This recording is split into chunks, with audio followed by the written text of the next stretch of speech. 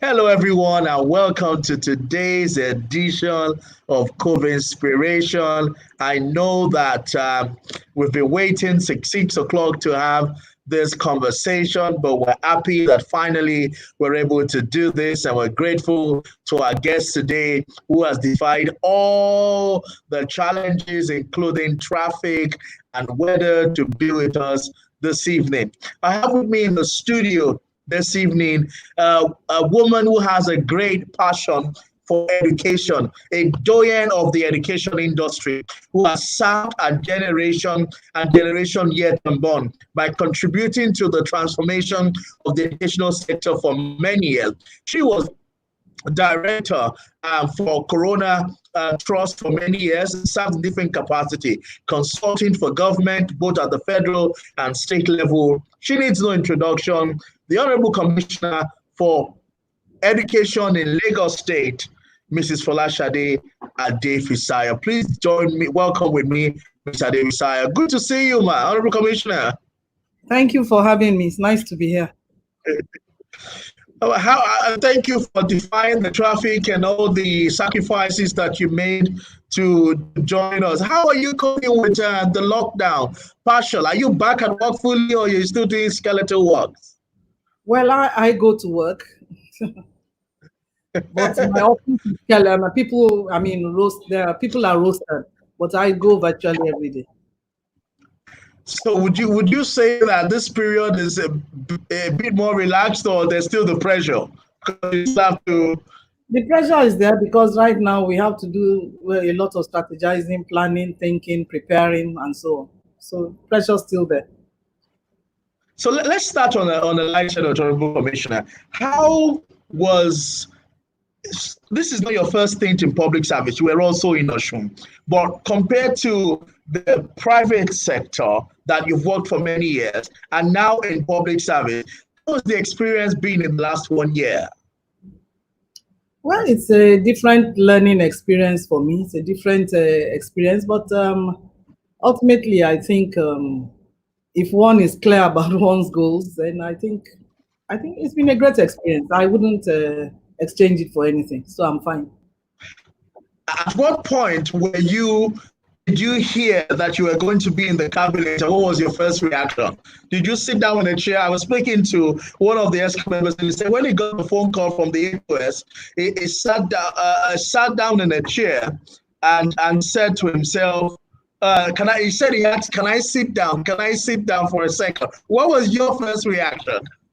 I wasn't called because I wasn't in the country. I was on training outside, so they had been calling me and calling me. Eventually, the list came out, so it was friends who started texting me that was I the one on the list, and I said I don't know. I've not seen the list myself, so that's how it came out. Well, glory be to God for that. So before, a lot of people are watching because they're interested in the response to coronavirus. But before we go to that, education is your baby. It's what you have lived your life to do. Is what you have sacrificed a lot to do. Is your passion. And they say that real changes takes place in deep crisis. What momentum has COVID-19 built in education globally, not just in Lagos? Well, it has made us realize that we cannot teach the way we've always done. We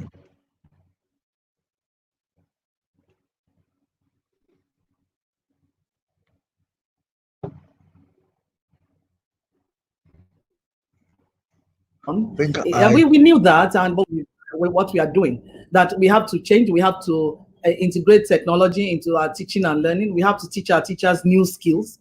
We have to be able to use a variety of social media or another media to teach and learn and communicate and so on. So it's really committed to us changing our practice. And I really think it's going to be a permanent change. I don't think we can go back to what it was before. So what would you say is the future of education and learning based on what we have seen now practically? And also, what should be the role of educators in the future? Well, it's quite clear that we will still, I think we'll have to have what you can call blended learning, that is teaching across a variety of platforms and not just simply believing that education happens in a particular building. So while the buildings will be there and people will still go to school, I think, and this is my own conjecture, they will have to blend with learning across different platforms. We'll have to make it a global thing so that our students here really can learn from anywhere, can learn from anybody. We don't have to confine them to their particular teacher. So I think it's going to make we are going to be able to transcend the barriers of geography, time, place, and so on.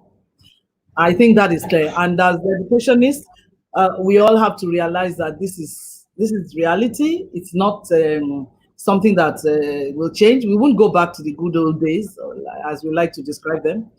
We must move forward to the good new days. But how do the ideas that you're sharing are novel, but there are financial implications to that. If you look at what is going on right now, there are going to be perhaps austerity measures. The price of oil has gone down in many countries. Revenue has gone down. How and the infrastructure to actually embrace this new innovation. How do you think that educators and government across the continent are going to cope? Do you know that really at this point we have no choice? Because even when we open schools, we'll have to obey the laws of social distance. And if we look at the population explosion, especially in government schools,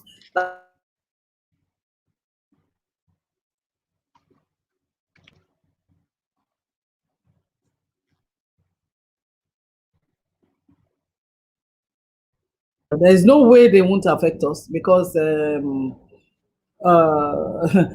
we have no choice. And that's the way I look at it, that this thing has left us with no choice. So we'll just have to put on our thinking caps and look for creative ways, develop partnerships.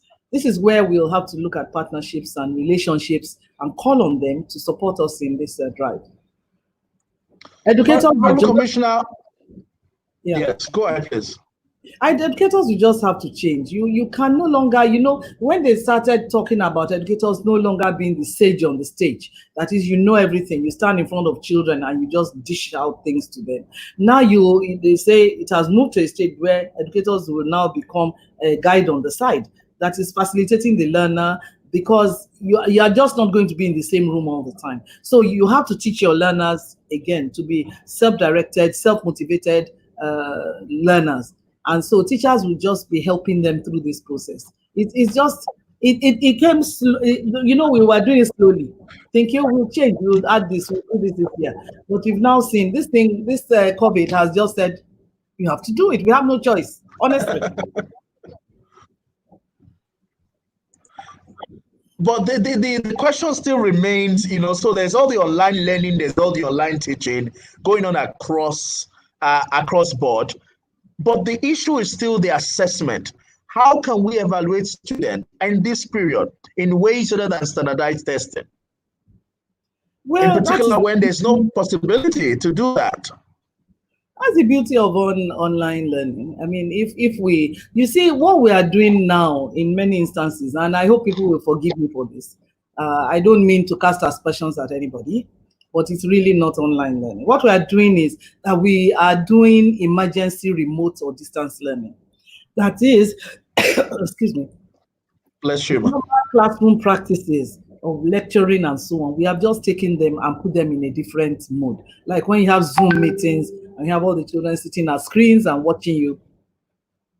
That's just a very small part of online learning. The power of online learning is how you can. Oh, I'm sorry. This is Nigeria, so we'll power on immediately. Yeah, the power. We can hear you. You can hear me. All right. So it's quite clear that we'll have to. The power of online learning, like I said, is how you can work collaboratively in groups. You can do project-based learning, inquiry-based models. People can do a lot of reflection. People can work together in groups, and you can have asynchronous and synchronous teaching and assessment. Students can do their homework and submit it. Their teachers can mark and send it to them. They can send comments and so on. So that's the beauty and the strength of online learning. It's quite powerful. It's more powerful than what we are doing, and it's quite powerful. That much I'll say. And so when would we get to that level, really? When, like I said, we have to rush the process now. It has given us no choice. It has given us no choice at all. In many private schools, they have gotten to that level. In many private schools, they've gotten to that level. In public schools, we haven't gotten to that level yet. But we've taken, we are a few steps away. And what we'll keep doing is keep improving, blending the learning so that we blend the what do you call it, classroom practice with the use of the medium that we are using now, which is basically radio and also television. And then we are going to transit to online learning eventually. And I think it's not going to be that long, believe it or not, because we have no choice. This thing is not, we are not going to wake up one day in a few weeks and say, oh, COVID has gone. No, it's with us. So because of that, we'll have to maintain certain laws. It's as if it's forcing us to rethink the way we used to teach and learn. Standardization versus innovation. What system should we aspire to, in particular in Lagos? Right now, we in Africa and in Nigeria, we have a system that is highly standardized. It's been the way that it's been for many years. So, what are we looking forward to? Well, I do believe that there should be a curriculum. I do believe so. I believe that because the curriculum is what is going to organize the body of knowledge and learning into what you can call coherent bands. Like physics is like bands of knowledge, like physics, like chemistry, like English, and so on. So I think we will have the curriculum. But I think what we're trying to do in Lagos State is to expand the scope of that curriculum. So while we will deliver the Nigerian curriculum, look at it as a matter of content, we are looking at how we're going to integrate with the essential 21st century skills. We are looking at how we are going to expand assessment in the classroom, especially to include a lot of formative assessment so that we're able to do more project work with the children. We're doing a lot of things with the curriculum, actually, working on the curriculum. It's not easy work. Because it's going to lead to a massive paradigm shift, and we'll have to do a lot of training of our teachers, but we are willing to take that step. Honorable Commissioner, a lot of businesses beside the education sector have suffered from COVID-19. Teachers have also been directly impacted. How is your ministry trying to improve and boost the morale of teachers and reassure their relevance in these times and beyond? Well, I must say that I thank the government of Lagos State, ably led by our amiable Mr. Governor, Mr. Olushola Babajide Olushola Sanwo-Olu, because for the public school teachers, they were able to continue earning. Now, for others who are not earning, I think again many things are going to happen. We are not going to be able to. And I'm picking my words very carefully. That is many private schools who suffered incredibly during this period. I think they will find that things too have changed. A lot of teachers have changed. Teachers have started looking for alternative sources of revenue. Teachers have started doing things to earn income in their own way. And schools will just have to be willing to meet teachers on their own terms, I think. I think things are going to be very different, even for teachers going forward. But I cannot say categorically that I can't say that we've palliative, but that is food and so on. What we can do with schools is to support schools so that they are able to run. And that's what we are trying to do with the Lagos State Employment Trust Fund, so that schools continue to be able to run. Because when schools can open, when they can have students, they have teachers, they'll pay teachers will be comfortable. So I think that's some of the things that we just have, and that we are doing our best to look into. And the private sector is not sitting waiting for us. The private sector is also working hard with various banks and so on to support them and give them palliatives, give them loans. You don't need palliatives like rice. What you need at this point in time is palliatives like financial support. So I think all of us are working together to get as much as possible from the financial sector. Thank you very much. The state government, in particular the Ministry of Education under your leadership, has taken remarkable step towards narrowing the education gap between the privileged and the not so privileged. What are you going to do differently? What are we going to? I just described it. We'll continue working on narrowing that gap, because what we're going to do differently is we are going to address, first of all, we are going to address how we teach. We did say we have to have a blended learning approach, and even after COVID, we don't intend to stop doing the online learning that we're doing. Sorry, we don't intend to stop the radio and so on. We want to use it to reinforce the classroom teaching and learning. Again, we are now going to work deliberately investing in our online, the online side of teaching and learning.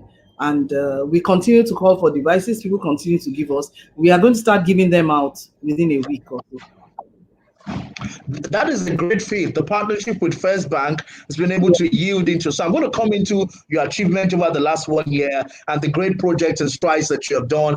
And let me wrap up first with the concerns from the public. There's a lot of concern from schools in this period, in particular the private sector educators. Also, as you're aware, Commissioner, today University of Cambridge announced that they will continue online classes till autumn 2021. Since the safety of our children are paramount, do you think that the third term will be declared very soon by the Lagos State government online at least? I cannot. We are watching the behavior of the pandemic. We cannot say specifically that we are going to open on so day. We are also working with the federal government, because it's not a decision that any state can take unilaterally. So we are working with the federal government. We are looking at the behavior of the pandemic, of the virus, and the main thing for us is safety first. Safety first, safety second, safety third. If we are certain that our children are fairly safe, we will open schools. But we are not talking about safety. Go on. Talking about safety, are there proposed guidelines? Are you working already on proposed guidelines for when school eventually reopens? Are there going to be COVID protocols in school, and how do you plan to enforce those protocols? Oh, absolutely. We are already working on a paper. We are working with the Federal Ministry of Education, and they have a group working with NCDC, that is the Center for Disease Control, working with the development agencies, and we've come across, we've together developed a very robust paper that will set in place the protocols for schools to open. And we will make that public as soon as, that whenever we say schools are going to start, there will be notice, there'll be time for schools to prepare. We're not going to say open and on Monday they open. No, we are going to have time within which they'll be able to put in place those protocols. And Office of Education Quality Assurance is working hard. They are going to ensure compliance. So, bearing in mind your last point, you don't think that there is any way that, in particular, private schools that have access to online curriculum, international curriculum, would be able to open online or offer their third term online aside from the physical? It's not a decision that is mine. It's a decision that has to be made by the federal government. So I cannot comment on that. Yes. Moving forward, talking about your achievement in the first 1 year, what would you consider your 7 topmost achievement as Ministry of Education in Lagos State in the last 1 year under Babajide Shola Sanwo-Olu? Okay, I think first of all, I should have brought my document along. But first of all, I think we'll start with infrastructure. We accept that the infrastructure in many of our schools is below par. And so we developed plans for infrastructure. So while we did this palliative, very quick one with 60 schools, we've also started working on infrastructure across board. And a lot is going to be happening over the next month or two. Chairs and tables, they have already started delivering. So we faced infrastructure. I think that's number one. Delivery has started. COVID did set us back a month or two, but within a month or two, we'll start delivering. So we have focused on infrastructure. That is where the children are going to learn. Then next, we had to look at what the children are going to learn. So in this case, we looked at the curriculum. Like I said, we did a lot of work training the teachers, training the curriculum developers, and working with all sorts of associations, Mathematical Association of Nigeria, Science Teachers Association, and so on, to strengthen the existing curriculum by integrating, like I said, the core skills. And here I will say a big thank you to the British Council, who are great partners in this endeavor, and were with us every step of the way. So that's the curriculum, what the children are going to learn, curriculum. Now we looked at our teachers, because the most important factor in teaching and learning is the quality of the teachers. And so we had to look at teachers. We didn't have enough teachers. That was number one. So one of the earliest things that we did was to request that we be allowed to recruit. And so we've concluded 2,000 teachers in the secondary school, 1,000 teachers in our secondary schools. We are working on 2,000 in the primary schools. And we are also looking at, upgrading every quarter, because the rate of retirement of teachers is very high. And we've been allowed to at least replace retiring teachers. So looking at teachers, we've increased the numbers. Now, looking at teachers, we've done a lot of training. We've expended a lot on training our teachers, on improving their classroom skills. That's very important to us. And this was a period, this COVID period was a remarkable period when we were able to do a lot of things. For instance, we have another partnership with Microsoft, and Microsoft are training 18,000 of our teachers on digital literacy. And so they are going to come out of this being able to work comfortably with Word, PowerPoint, Excel. They are doing it on Zoom. So first of all, they are learning to be computer literate straight away, because they are now familiar with Zoom as as a medium by which they can learn as well. So we've expanded. Then there's the wonderful program called EcoExcel, which we which was introduced into our primary schools. This is people call it teaching using the tablet, but what I see is that it has improved the classroom engagement management strategies of our teachers considerably, in that now they are able to incorporate a lot of teamwork, collaboration, games, and so on. Learning has become fun, and the teachers are totally enjoying it. You see them singing and dancing, and it's not all about teaching and dancing, but it's all part of it. And you see that they're able to engage their learners significantly. So the EcoExcel program, and we are going into the second phase of the program. We are planning it. I'm sure that very soon we will start to implement it. We've already implemented across 300 schools, 300 of our primary schools, the third of our primary schools, but we are moving so that COVID has set us back again, but no excuse. We were supposed to launch fully by September, but we think by the end of this year, we will be able to launch fully. Another thing that we've done is that we've looked into partnerships. We've realized that we need to work with partners. In a lot of the things that we want to do, we need to work with partners. And so in working with partners, we've developed a lot of relationships. I've mentioned some here. There's also, I will still mention one more when I talk about the 7th initiative, but we were working with a lot of partners who have supported us in cash or kind. We are working with people who want to set up vocational schools in the state. We are working with people who are donating devices to us. We are working with people who are training our teachers. Like I said, Microsoft, 18,000 of our teachers training free. And we've done a lot of training with people, scenario. We even had 11,000 of our teachers wanting to sign into an initiative on scenario planning, on strategizing in the classroom, and so on. So all these things are ongoing. And seventh, I mean, there are a lot of other things I can say. I would really like to talk about our focus on our technical colleges. We have 5, but that's not enough in this kind of society. So again, we are working on building a 6th one. Some of the early groundwork has been done, and it's just for us to now start to do the work to build a new school, open the school, and expand opportunities for students, because we realize that the children in those schools, that those are 5 technical colleges, those are the schools that they come out from. I tell you, where the students all have something to do. They all have some qualification that will enable them do something, whether it's work somewhere, intern somewhere, or even start their own businesses.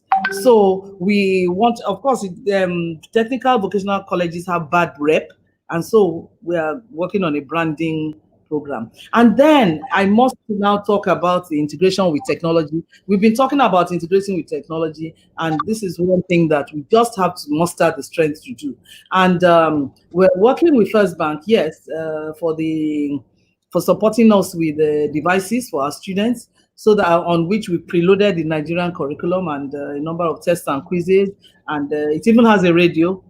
And so that will tie into our radio programs, and it has a radio, it has links to links online, and we are working on all these, and there's just such a lot. It's a cauldron of activity, but I'm sure people have started seeing. I mean, within 2 weeks of the lockdown, we started the radio broadcasts. That's that. So I give kudos. I will say thank you. I work with a great team at the ministry. I'm excited. I've never seen such teachers in my life. I've never seen such people, and I'm very excited that I'm working with them. Honorable Commissioner, you gave me 5 points. I asked for 7. No, 7. I gave you 7 because I was counting it myself.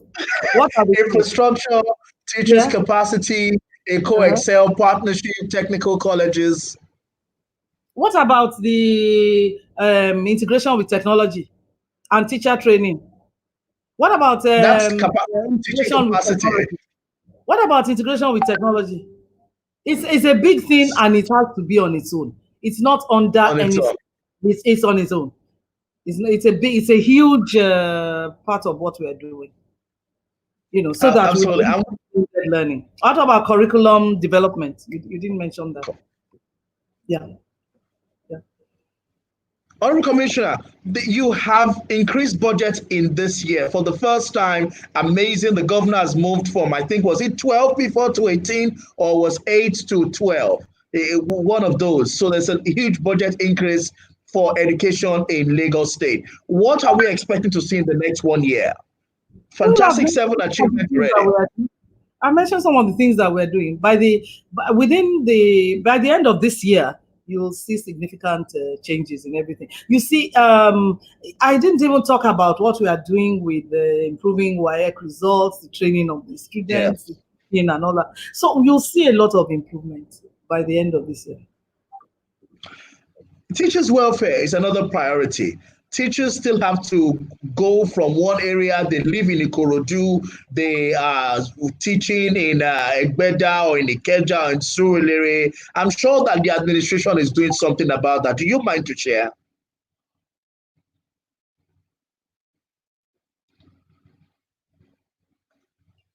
Can you hear me, Honorable Commissioner?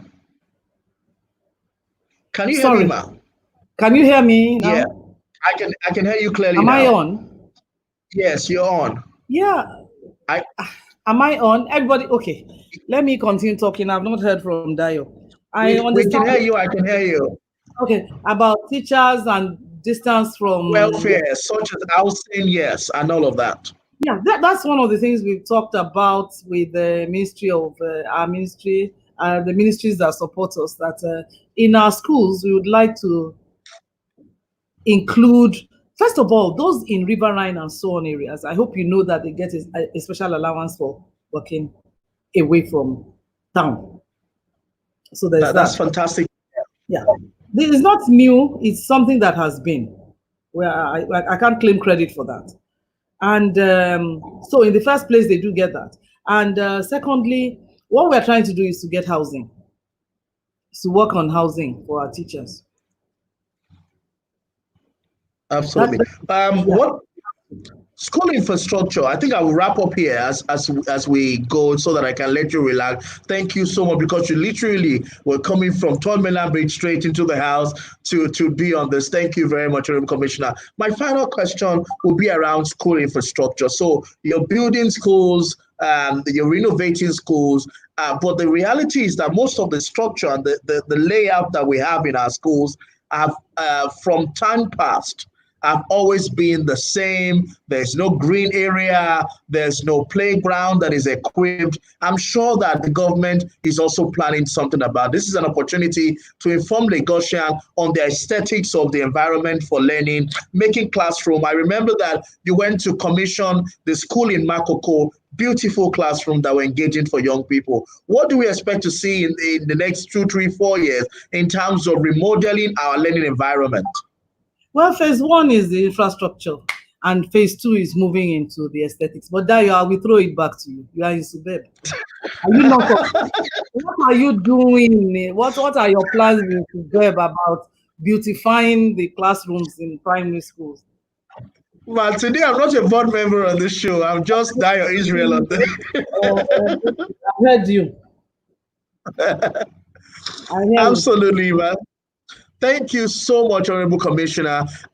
Finally, I want you to say a word to all the teachers, the quality assurance officials, education officials who are watching this show in this COVID season. Well, I want to say that I thank you all. It hasn't been easy for many. Many have worked way beyond the normal call of duty. All we are seeing is the radio. The work that goes behind is remarkable. Many of the teachers were required to set up WhatsApp group with their students. So they were also teaching on WhatsApp. Some have taken it to such a high degree that we have some who now have Telegram, where they have 1,000 followers, where they are teaching maths, English, physics, and so on. So our teachers, and I had to call one, how much are you paid? She said, nobody pays me. So when people are working beyond the normal call of duty, I think one should always thank them. So from the bottom of my heart, I say thank you. I think we are all in this journey together, people working in the ministry. It's going to be a remarkable journey.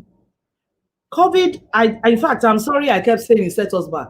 COVID has changed our expectations and has made us rethink the way we do things. And I'm glad that you rose to the occasion and showed that you were true professionals indeed. I've always regarded leadership as a gift from the people to the leader. I thank you all for giving me that gift. I hope I'll be worthy of it. And I promise you that I will do my best to ensure that education in Lagos State, with us working together, becomes as great as it should be. Thank you.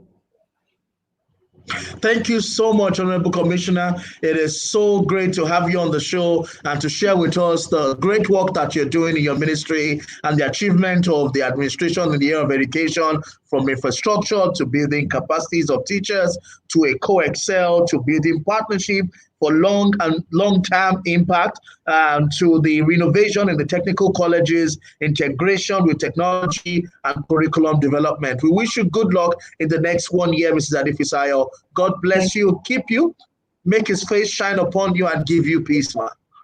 Amen. Thank you very much. So much, everyone. So I can leave now. Man. Okay. Yes, you can.